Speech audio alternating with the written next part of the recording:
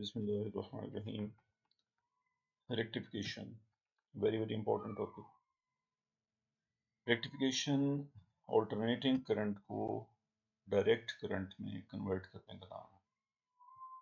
Conversion of alternating current into direct is called rectification. इसकी दो types हैं। There are two types. एक तो हाफ वेव रेक्टिफिकेशन है और दूसरी फुल वेव रेक्टिफिकेशन है। तो आज हम देखेंगे कि हाफ वेव और फुल वेव में किस तरह से हम हाफ वेव ऑफ एसी को रेक्टिफाई करते हैं और किस तरह से फुल वेव को रेक्टिफाई किया जाता है। यहाँ पर एक डायग्राम है। इस डायग्राम में एक डायोड लगा हुआ है, PN junction diode. Last time ये देखा था कि इसका सिंबल कैसा होगा। एरो पी टाइप होगा और जो वर्टिकल लाइन होगी ये एन टाइप होगा। इसको ऑल्टरनेटिंग सोर्स के साथ लगा दिया गया। ये सिंबल है ऑल्टरनेटिंग सोर्स का। ये वायर्स लगी हुई हैं और यहाँ पर लोड रेजिस्टेंस लगाई हुई है, यानी जो लोड हमने आउटर सर्किट में देना है वो इस रजिस्टर से लेकर आउटपुट सिग्नल देंगे। ये इनपुट सिग्नल है। इसी इनपुट सिग्नल को यहाँ पर डायग्राम में इस तरह से बड़ा करके दिखाया गया कि ये 0 से t/2 है, पॉजिटिव है, t/2 से t ये नेगेटिव है, एंड फिर सो ऑन। अगेन ये t से प्लस t/2 इसमें ऐड हो जाएगा तो 3/2t, 1.5 साइकिल दिखाया गया यहाँ पे। तो ये इसकी आउटपुट है 0 से t/2, फिर t/2 से t।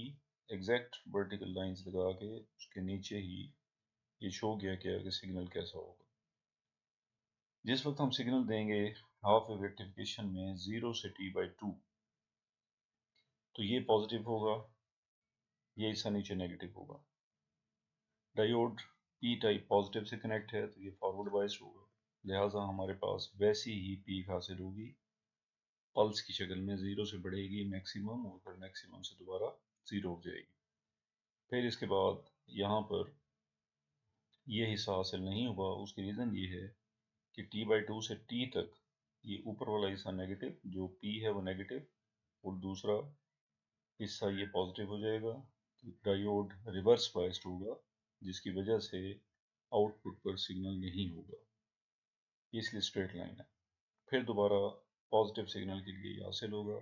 इस तरह ऑल्टरनेटिंग करंट की हाफ वेव रेक्टिफाई हो गई।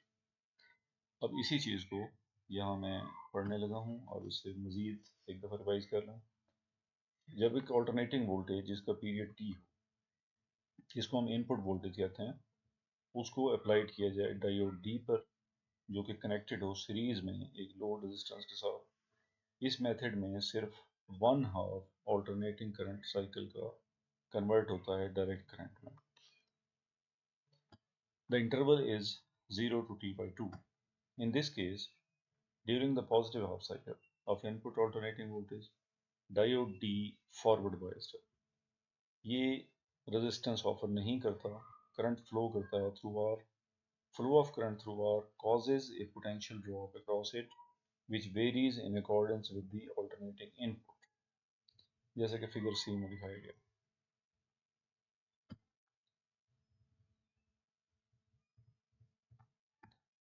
Hence, the rectification is called half wave rectification.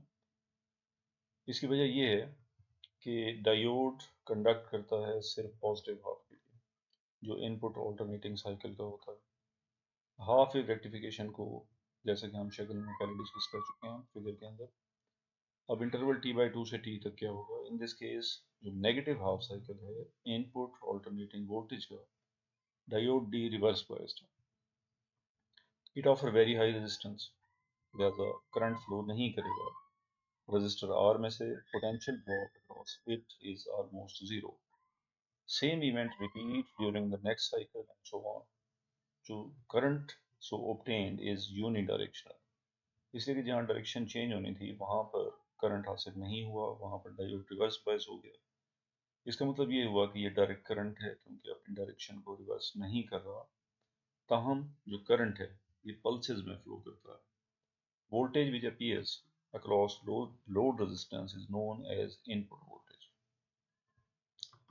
ये हमारा हाफ वेव कंप्लीट हो गया। इसके बाद आते हैं फुल वेव रेक्टिफिकेशन पे। इसमें फुल वेव रेक्टिफाई होगी। सबसे पहले डायग्राम को डिस्कस करते हैं, फिर उसके बाद मैं इसे रीड कराऊंगा आपको। इसके अंदर देखें एक ब्रिज रेक्टिफायर है, यहाँ पर एक D1 लगा हुआ है, इधर पॉजिटिव इधर नेगेटिव, इसको D2 का, इसको D3 का, और ये D4 है। A और B इन दो टर्मिनल के दरमियान इनपुट दी गई ऑल्टरनेटिंग करंट, और बाकी जो दो कॉर्नर्स बचते हैं उन कॉर्नर के अक्रॉस एक रेजिस्टेंस जो कि लोड रेजिस्टेंस है वो ली गई, यानी आउटपुट जहाँ से ली जाएगी। ये बीच में आप जंप देख रहे हैं, इट मीन्स यहाँ पे वायर्स आपस में कनेक्ट नहीं है। ये 0 से T/2 है। जब T/2 से T होगा तो उस वक्त ये नेगेटिव और ये पॉजिटिव हो जाएगा। आप देख सकते हैं ये एरो राइट साइड पे है, तो ये एरो अब रिवर्स हो गया, क्योंकि करंट की डायरेक्शन रिवर्स हुई तो ये भी रिवर्स होगा, पॉजिटिव से नेगेटिव की तरफ। तो ए और बी में आप देख सकते हैं करंट की डायरेक्शन रिवर्स हो गई। डायोड वैसे ही लगे हुए हैं, रेजिस्टर वैसे ही लगा हुआ है, लोड रेजिस्टेंस। जिस वक्त ये पॉजिटिव होगा, पहली फिगर की तरफ आते हैं, तो ए पॉजिटिव होगा, इट मीन्स D1 में जो P है ये पॉजिटिव के साथ अटैच हो जाएगा, और ये नेगेटिव है ये पॉजिटिव के साथ अटैच होगा, तो reverse bias. D4 is reverse biased, D1 is forward biased, इसीलिए इसके साथ करंट का एरो लगा हुआ है। ये नेगेटिव है तो नेगेटिव नेगेटिव, D3 ये फॉरवर्ड बायस्ड होगा इसलिए एरो लगा हुआ है। Negative positive, D2 is reverse biased, current की डायरेक्शन होगी R1 में क्लॉकवाइज। जब T/2 से T लेंगे तो जो डायोड फॉरवर्ड थे वो रिवर्स हो जाएंगे, जो रिवर्स थे वो फॉरवर्ड हो जाएंगे। इस तरह से हम देखेंगे D4, क्योंकि यहाँ नेगेटिव है, नेगेटिव नेगेटिव फॉरवर्ड बायस्ड, तो ये फॉरवर्ड बायस्ड होगा, और D2 ये रिवर्स बायस्ड होगा। आउटर सर्किट में करंट सेम डायरेक्शन में रहेगी, लिहाजा पॉजिटिव साइकिल के लिए भी हमारे पास 0 से 2/2 और T/2 से T, उस वक्त भी हमारे पास पल्स आई, तो डायरेक्शन रिवर्स होने से बच गई। तो आप कहेंगे कि ऑल्टरनेटिंग करंट डायरेक्ट करंट में कन्वर्ट हो गई और फुल वेव रेक्टिफाई हो गई। AC की फुल वेव रेक्टिफाई हो गई, यानी DC में कन्वर्ट हो गई। अब इसको ABCD याद रखें, कौन से कौन है, डायग्राम अपने पास रखेंगे। A और B हैं दो points. To obtain a full wave rectification, a bridge rectifier circuit consists of 4 diodes is used, जैसे कि शक्ल में जाहिर है।